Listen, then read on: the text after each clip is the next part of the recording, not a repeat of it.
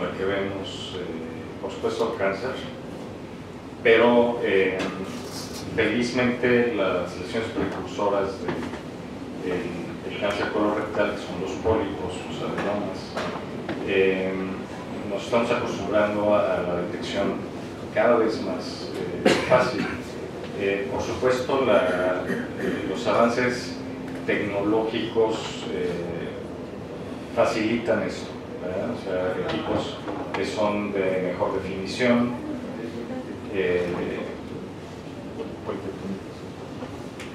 son equipos de mejor resolución, les decía, el empleo del dióxido de carbono como un elemento que nos permite pues, un mejor confort también para el paciente una vez que termine el procedimiento, el utilizar las bombas de irrigación. Yo creo que ese es un par de elementos que hacen muy fácil el procedimiento. Y no, perdón.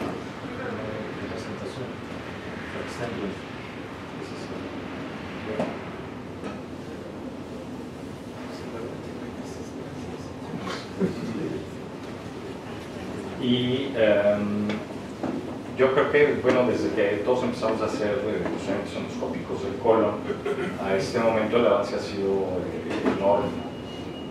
Por supuesto, para la enseñanza de la residencia, lo que a algunos nos costó mucho tiempo, se ha ido haciendo más eficiente, y eso es un avance muy importante. Entonces, bueno, colonoscopía y polipolititis. Lo de la dificultad,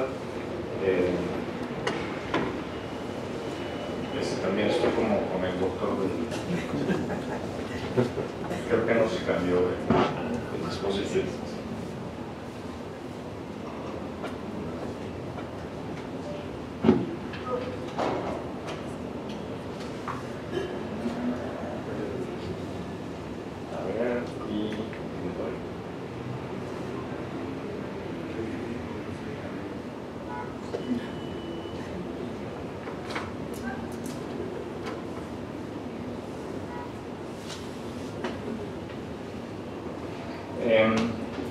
Les decía que todos estos avances nos facilitan el procedimiento y no obstante todavía estamos, yo diría que no tanto en pañales, pero todavía nos falta mucho para poder tener la detección oportuna y programas además de tamizaje que realmente no tenemos en México y que vemos que sí es muy necesario, porque vemos cada vez más cáncer y cada vez en pacientes jóvenes, y eso que hace 35 años era excepcional, ahorita ya es como que no tan infrecuente. Entonces, otro avance importante, como mencionó Mario al inicio en relación a calidad, son las preparaciones. Un avance enorme fue la sedación, la participación de los anestesiólogos que se acostumbraron a las necesidades que nosotros requeríamos. Empezamos haciendo procedimientos colonoscópicos con albufina y midazolam. Entonces imagínense cómo estaba la cosa. Pues era un gritadero, ¿verdad?, para pobres pacientes. Pero al final de cuentas todo es un avance y esto pues sigue avanzando.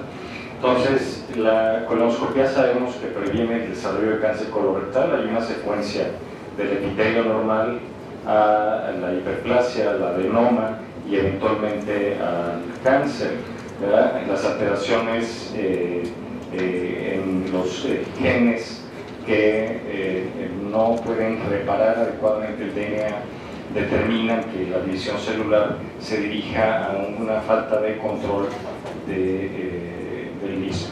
Entonces, sabemos que al detectar y quitar los pólipos adenomatosos hay un impacto real en el desarrollo del cáncer. No obstante, un porcentaje de los pólipos se consideran difíciles. Yo creo que pues, difíciles varía de endoscopista a endoscopista.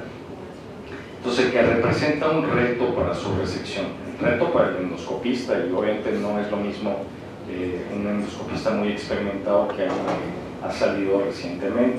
Pero bueno, en general, pólipos de más de 20 milímetros, que tienen pedículos gruesos, o que tienen extensión superficial, o que están localizados, por ejemplo, en la válvula ileocecal, sobre todo en el orificio apendicular, o en la línea dentada, ¿verdad? O que representan una dificultad técnica. A veces no es nada de esto, pero técnicamente no es posible tener una visualización adecuada del pólipo.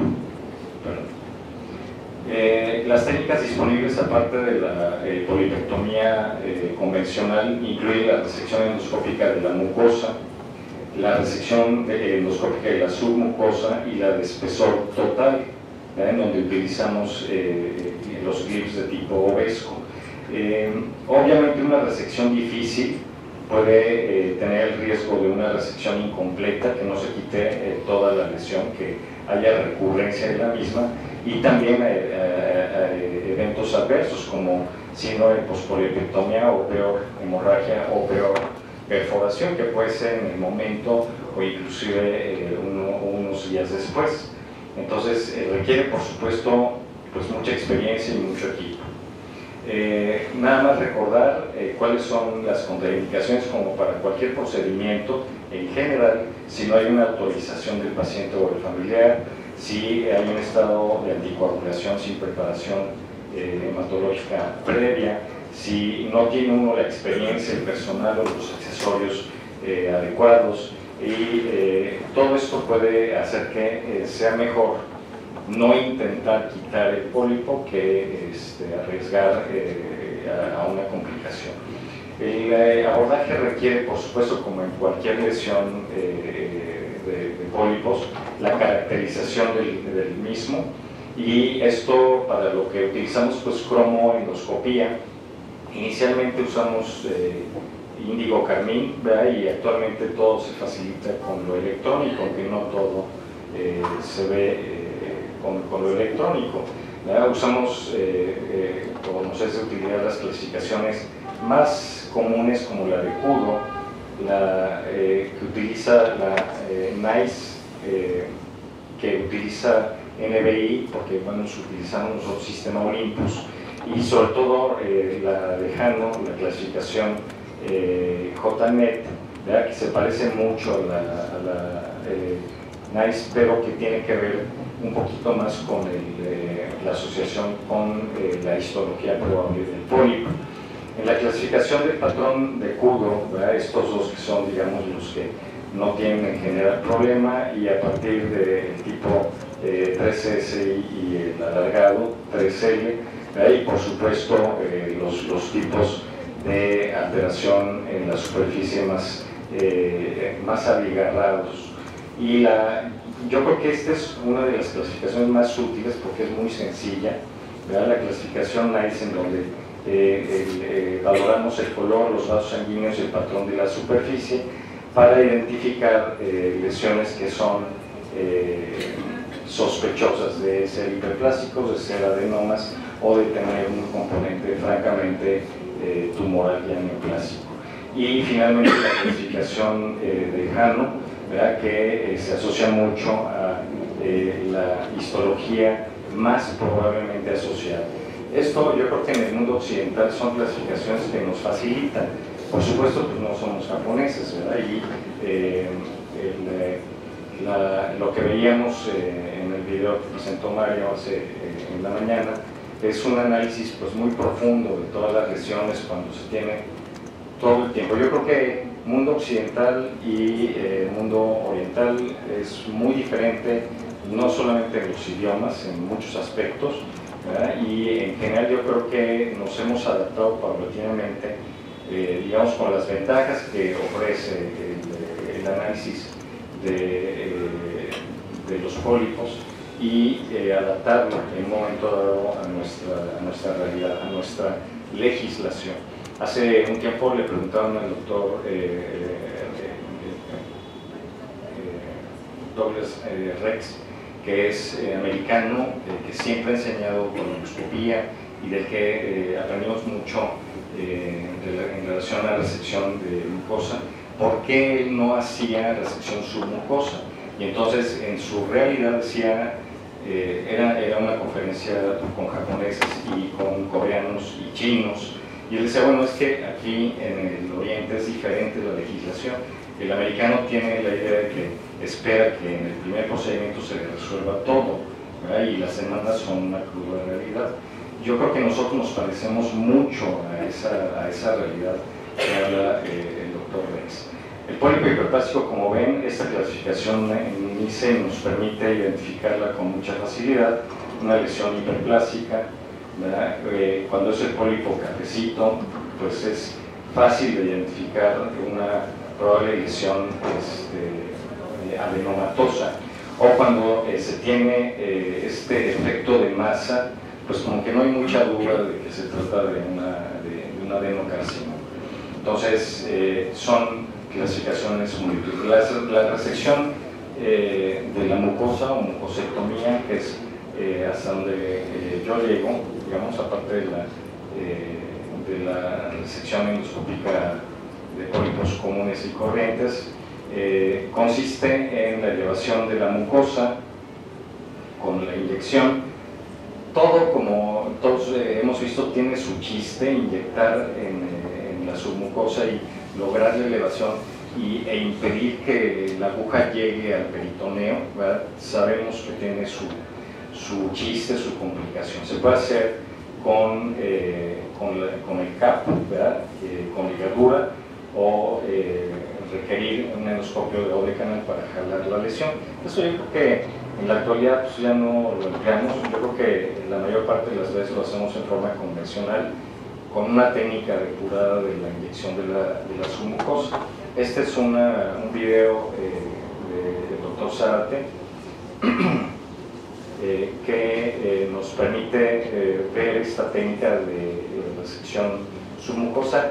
Obviamente en lesiones que son un poco más grandes que el centímetro, aunque ya se recomienda inclusive la resección con asa fría, en lesiones inclusive de este calibre, que no es muy grande.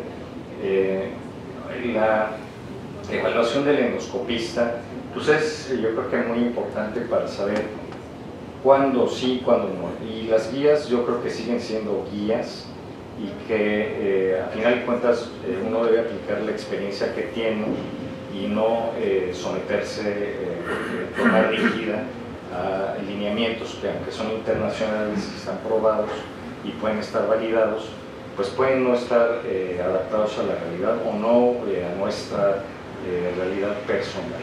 Aquí vemos la inyección de la submucosa, y esto permite elevar la lesión. Entonces, en primera instancia, cuando se eleva la lesión, podemos estar seguros de que no está penetrada la submucosa, que no es una lesión profunda, y por lo tanto pues es algo que se puede resecar superficialmente. La resección ya con el asa de polipectomía, eligiendo bien el asa de polipectomía. Yo creo que aquí un consejo es, a mí me gusta utilizar el asa de polipectomía más pequeña que se pueda utilizar en relación al tamaño del pólipo, por supuesto. Eso permite un buen control. Como están viendo, la lesión se está resecando, no está precisamente a las 6 en el horario, pero como les digo, uno se tiene que adaptar al segmento, y como uno lo ve y como parece lo más lógico y sencillo, ¿verdad? Pues es como lo tiene uno que hacer. A veces lo quiere uno colocar a las 6 del horario y se pierde por completo, ¿verdad?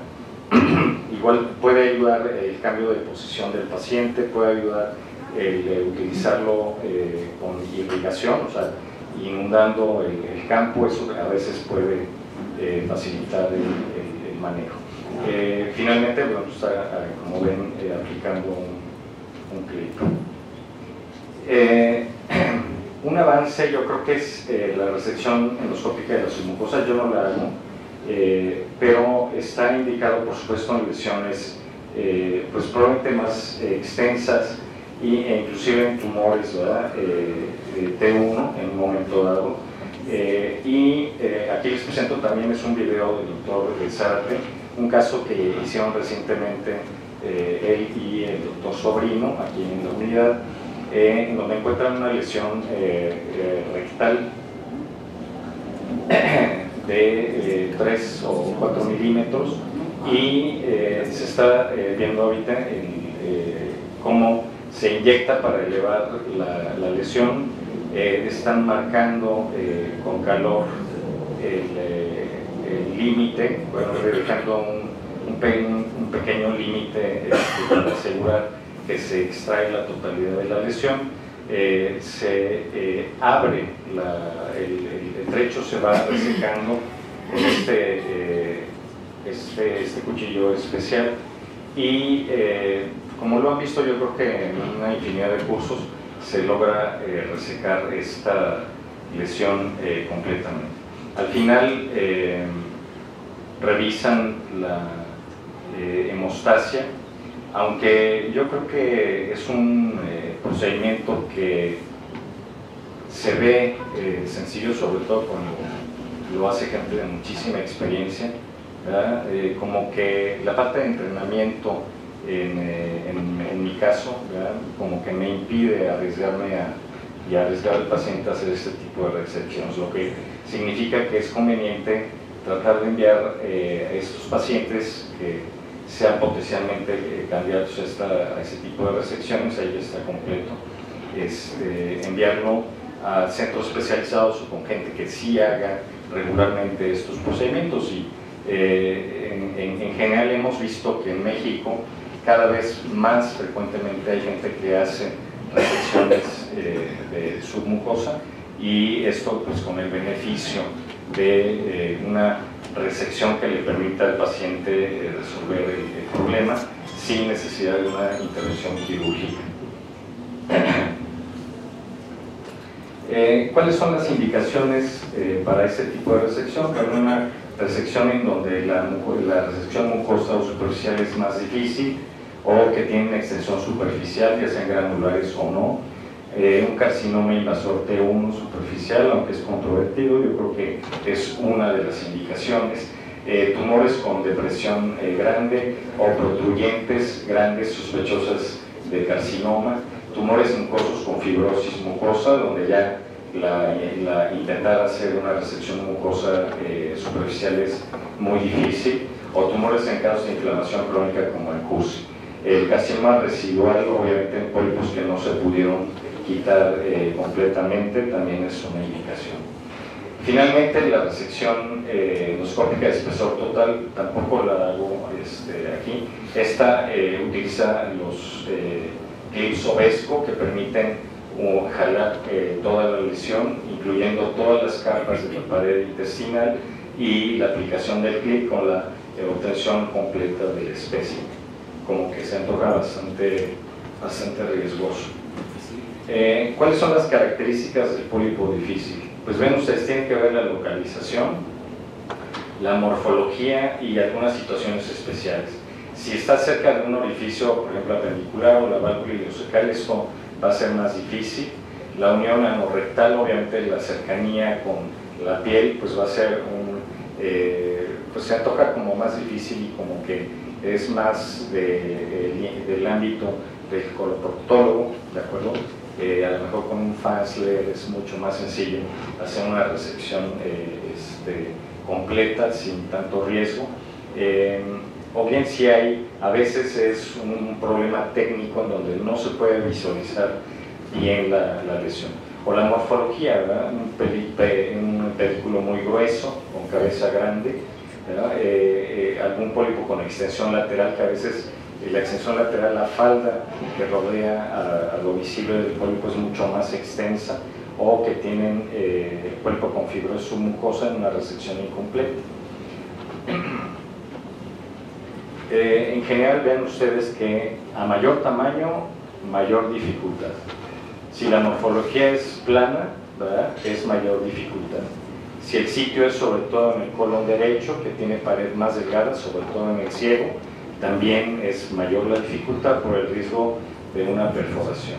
Entonces, todo esto debe considerarse para el momento de ofrecer un tratamiento endoscópico a estos pacientes. Este es un caso clínico, un paciente de 66 años que pues aparentemente con un intestino irritable de largo tiempo de evolución, con una prueba, finalmente a alguien se le ocurrió hacerle una prueba de sangre oculta, sale positiva y bueno, se observan 4 lesiones polipoides en colon derecho, una grandecita en el sigmoides y alguna otra que también requirió en la unión recto sigmoidea una resección con masa caliente. Aquí les muestro, pues, si le puedes poner ahora sí el video.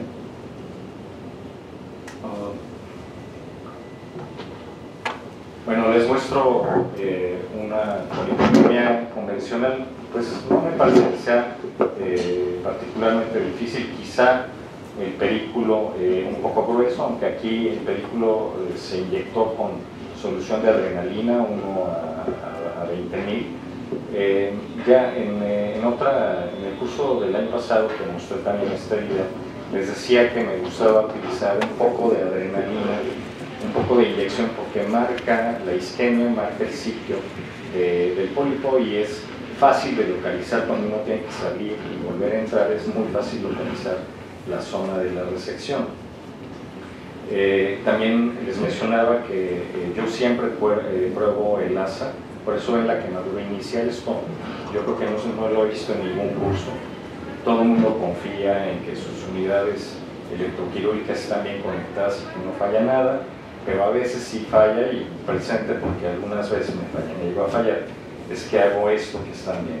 Entonces yo pruebo el ASA, si transmite, entonces coloco, ya estoy seguro de que cuando yo lazo el pólipo voy a poder transmitir y cortar con toda tranquilidad lo que me tarde, ¿verdad? El pólipo, porque les habrá pasado que en algún momento dado le aprietan el pedal y le aprietan y están ahí un buen rato y nada más no corta nada.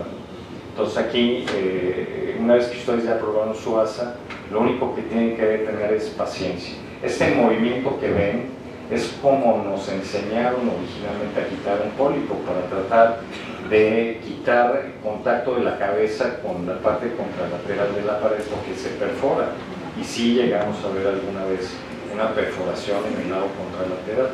Entonces simplemente es quitarle la cabecita, ¿verdad?, en el lado contralateral. Lo demás, pues como ven, yo siempre he creído que lo más difícil de este procedimiento de todo es recuperar el pólipo. No, pues está bien grandote, ¿verdad?, pero hay lesiones muy pequeñas. A veces la razón por la que yo prefiero lesiones de, digamos, 3-4 milímetros, mejor quitarlas con pinza, ¿sabes?, es porque tengo el tejido. Y a veces ustedes quitan una lesión muy pequeñita con asa fría y se les pierde, y ese es un problema. O sea, a lo mejor está bien haberlo quitado y ya no tiene el paciente el problema, pero está mal porque no tengo que mandar a estudiar. A veces, bueno, las trampas que teníamos para recuperar pólipos ya no se encuentran fácilmente, se colocan entre el aparato y el aspirador, y eso permite que el flujo pase y se detenga el polipito en la trampa. Pero a veces no tenemos eso y ponemos una gasa y no siempre funciona. Entonces, donde deben tener mucha más paciencia es en recuperar el pólipo, pero definitivamente el espécimen es fundamental. Las situaciones específicas son pólipo pedicular con tallo grueso, cabeza grande. Les repito, yo sí utilizo adrenalina. Los enroloops realmente los vamos a utilizar, pero a veces se atocan, a veces son muy difíciles de manejar. Creo que es más fácil manejar los clips antes, o de preferencia después de haber quitado la cabeza del pólipo. Pólipos en el orificio apendicular, en donde se recomienda, en la gente que lo hace, la resección endoscópica de la submucosa, o sistema alveolo-ileocecal o en la unión anorrectal, como ya les comenté. ¿Cuál es la recurrencia local de pólipos? Pues eso es a lo que tienen que tener en mente. Si es de la mucosa, pues el 3%. Si es una resección de la mucosa, pero en piecemeal, en fragmentos, pues es más alto, ¿verdad? Se puede dejar con más frecuencia el tejido, y el 90% de las recurrencias antes de los 6 meses. Entonces, quizá cuando uno no hace una resección completa, tiene dudas, sea muy razonable repetir el procedimiento a los 6 meses o antes. 6 meses yo creo. Y las alternativas de resección endoscópica de la submucosa, o utilizar el llenado con agua, eso también facilita, o eventualmente, bueno, pues cirugía, no perder de vista esa posibilidad. ¿Qué avances tenemos en la actualidad?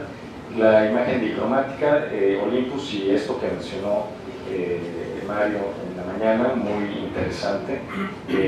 Los dispositivos de tracción endoscópica que vemos para resecciones de la submucosa, y por supuesto los clips, ¿verdad? En caso de una perforación, los clips obesos. En conclusión, bueno, el cáncer colorectal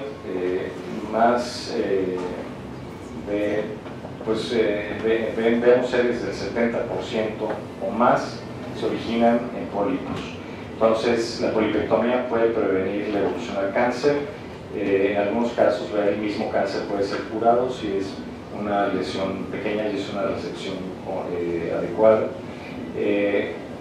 No lesión pequeña, sino lesión no muy profunda. La colonoscopia es un procedimiento diagnóstico y sobre todo terapéutico, entonces uno tiene que estar preparado para eso. Siento que no es suficiente hacer el procedimiento, tiene uno que hacer el procedimiento con la idea de que va a hacer una polipectomía. Entonces, interrogar al paciente si está anticoagulado, yo creo que en general, antes de hacer la resección, pasamos a la familiar para que esté enterado, que autorice, aunque ya nos firmó, que autorice lo que significa la resección del cuerpo, que además puede ser más o menos complicado, ¿de acuerdo? Y siempre estar informando al paciente. Y obviamente la información del riesgo de una perforación o de una hemorragia tardía que pudiera ocurrir.